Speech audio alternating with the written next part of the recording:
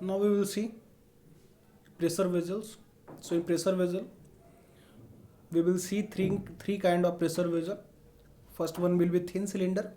Second one will be thin sphere, and third one will be thin sphere, thin cylinder attached with thin sphere, means thin hemispherical spheres at the ends. Okay.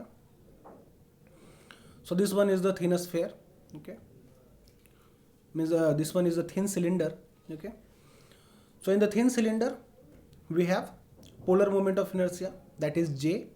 So polar moment of inertia is equal to 2 pi r cube t. Okay, where r is the mean radius. Okay.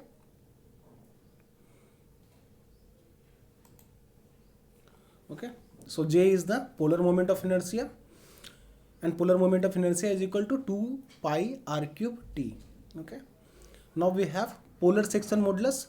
Okay. So polar section modulus is equal to J by R is equal to 2 pi r square into t. Okay. So t is the thickness of the thin cylinder. Okay. Means d naught minus di. Okay. By 2, d naught minus di by 2, or r naught minus ri. Okay.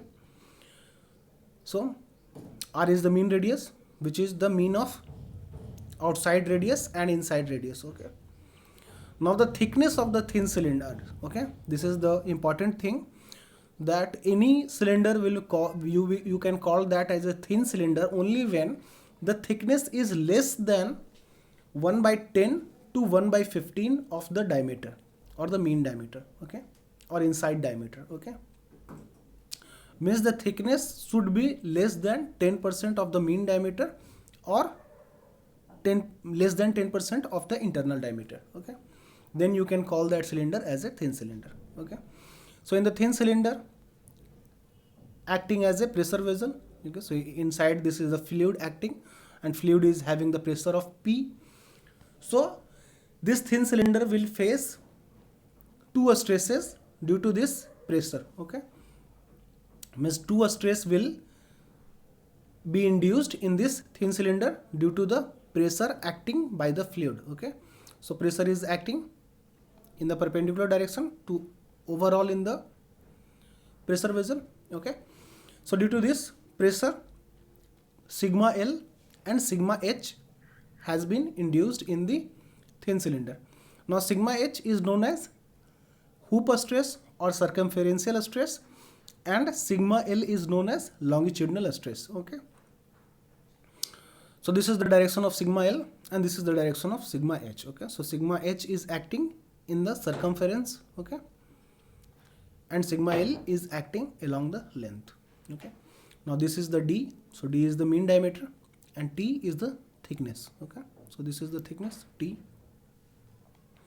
Now if you have to design or you have to do any design. Okay, so whether you design any bolt, cylinder, pressure vessel, anything like that, so always the safe design is done with the maximum load or the maximum stress induced by that load.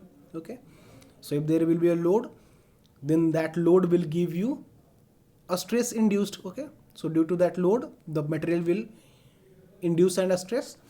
So always the safe design is done with the maximum load and maximum shear, maximum stress. Okay, so in thin cylinder, the maximum stress is the hoop stress, means sigma H. Okay,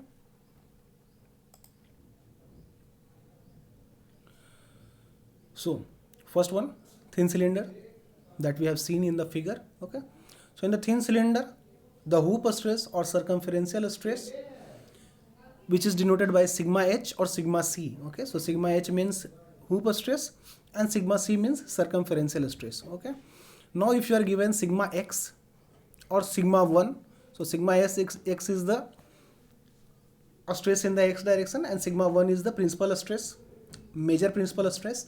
So if in the question, instead of sigma H or sigma C, you have been given sigma X and sigma 1, then you have to understand that it is asking about hoop stress. Okay, means it is talking about hoop stress or circumferential stress. So this hoop stress or circumferential stress is equal to P into D by 2T. Okay, so P is the pressure of the vessel or pressure of the fluid, d is the mean diameter, and t is the thickness. Okay, so sometimes this mean diameter is taken as the outside diameter also sometimes, but it's a mean diameter d. Now longitudinal stress, it is denoted by sigma L, or in some case if you are given sigma x and sigma y, then longitudinal stress will be shown by sigma y, and between sigma 1 and sigma 2 longitudinal stress will be shown by sigma 2. Okay, so sigma 1 is the major principal stress and sigma 2 is the minor principal stress. Okay, so this longitudinal stress is equal to PD by 4T. Okay, so P is the pressure of the vessel, D is the mean diameter, and T is the thickness. Okay, now sigma H is the maximum stress induced in the cell. So if allowable stress is given and maximum T or maximum D has to be found, then equate this maximum allowable stress to the Hooper stress. Okay, so sigma H is equal to sigma allowable implies PD by 2T is equal to sigma allowable. Okay, so sigma allowable, if the material that you have to choose has a given allowable stress as a given value, and you have to design the pressure vessel, then you have to design with respect to Hooper stress, because Hooper stress is the maximum stress. Okay, now sigma H is equal to 2 sigma L. Okay, so tau max is equal to sigma L. Okay, tau max is the absolute tau max or maximum shear stress in the pressure vessel. Okay, acting in the pressure vessel. Okay, so tau max is equal to sigma L.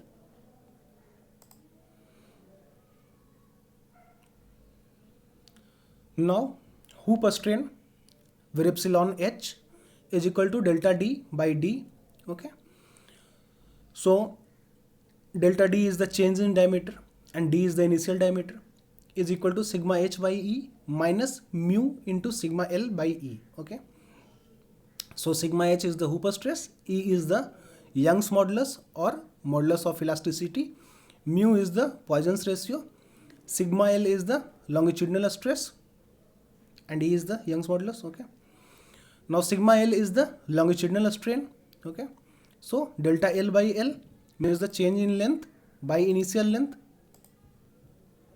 Okay, so sigma where epsilon L means the longitudinal strain is equal to delta L by L is equal to sigma L by E minus mu into sigma H by E. Okay, so sigma L is the longitudinal stress and sigma H is the Hooper stress or circumferential stress, and mu is the Poisson's ratio, E is the Young's modulus or modulus of elasticity. Okay, now where epsilon V, so this is volumetric strain. So volumetric strain is equal to change in volume by initial volume is equal to 2 into where epsilon H plus where epsilon L.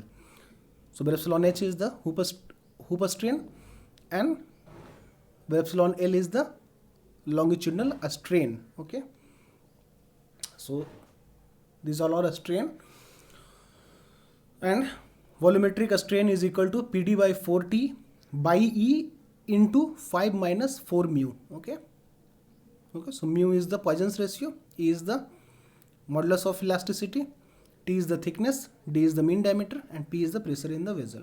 Okay, now in plane maximum shear stress tau max is equal to sigma 1 minus sigma 2 by 2. So sigma 1 is the major principal stress, sigma 2 is the minor principal stress. Okay, absolute tau max is equal to sigma 1 by 2. Okay, is equal to maximum shear stress in the wall. Okay, so in plane tau max is the maximum shear stress in the plane, and absolute tau max is the maximum shear stress at a given point. Okay, now radial stress sigma R is 0 for thin cylinders, but it is of compressive nature. So the value is 0 of the radial stress in thin cylinders. In thick cylinder it will have a value, sigma R will be having some value in thick cylinders, but we are confined here with thin cylinders. So in thin cylinders there is no radial stresses, and if the nature is of the stress is asked, then you can say it's of compressive nature. Okay, now in this thin cylinder, if you have been given any axial pull or axial stress, then add it to sigma L. Okay, so sigma L is the longitudinal stress. So if the axial pull, whether it's a tensile or compressive, is given in the question, then you have to add it to sigma L. Sigma L is the longitudinal one, so you have to add the axial stress to sigma L and not to sigma H. Okay.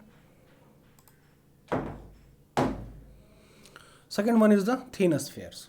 Okay, so in thin sphere, hoop stress is equal to longitudinal stress. Okay, so all are the same thing. So sigma H is equal to sigma L is equal to sigma X is equal to sigma bi is equal to sigma 1 is equal to sigma 2, and all equal to PD by 4T. So P is the pressure inside the thin spherical vessel. Okay, D is the mean diameter of the thin spherical vessel, T is the thickness of the thin spherical vessel. Okay. Now where epsilon 1 is equal to sigma 1 by E minus mu into sigma 2 by E, and where epsilon 2 is equal to sigma 2 by E minus mu into sigma 1 by E, and both will be same because sigma 1 is equal to sigma 2. So both where epsilon 1 and where epsilon 2 will be equal. Means the major principal strain and minor principal strain will be the same. Okay. So in general, D is taken as D naught, means the outside diameter in thin cylinders, and D is taken as Di, means the inside diameter in spheres. Okay, means thin spheres. Now thin cylinder with hemispherical ends. Okay, so hemispherical ends. So this is the thin cylinder which is having a hemispherical end, and inside this pressure vessel we have the fluid having pressure P. Okay, so in the cylindrical portion you will have two stresses, sigma H and sigma L. So sigma H is the hoop stress. Okay, so hoop stress is equal to PD by 4 TC. Okay, and sigma L is equal to PD by 4 TC. Okay, so TC is the thickness of the cylindrical portion. Okay, so thickness here in the figure, both TC and TS are same, but when TC and TS are of different value, then you have to put differently. Okay, so in the cylindrical portion you have sigma H is equal to PD by 2 TC and sigma L is equal to PD by 4 TC. Okay, so sigma H is the hoop stress or circumferential stress, TC is the thickness of the cylindrical part. Okay, D is the diameter of the cylindrical part, P is the pressure acting inside the vessel.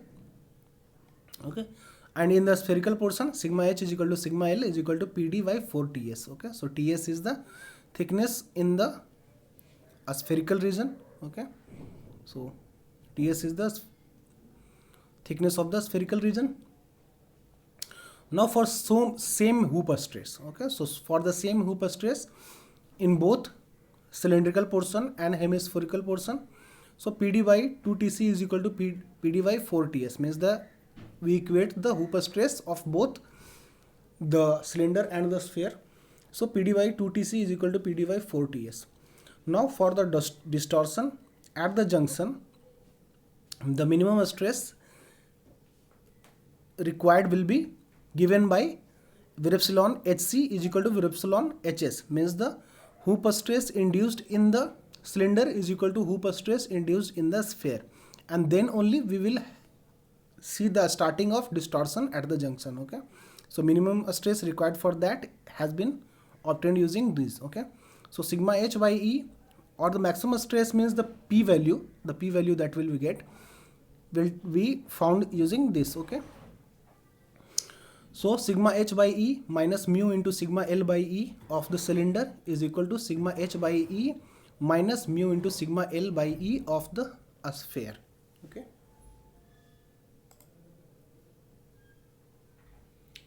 now when T is given, so this is torsion. So when torsion is given, find the shear stress given by the torsion, induced by the torsion. So you have the torsion equation.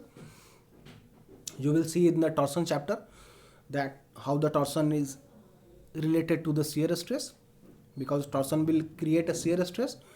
So we will see that when T is given, you have to find tau first, and using this tau you compute the different stresses. Okay, so thank you.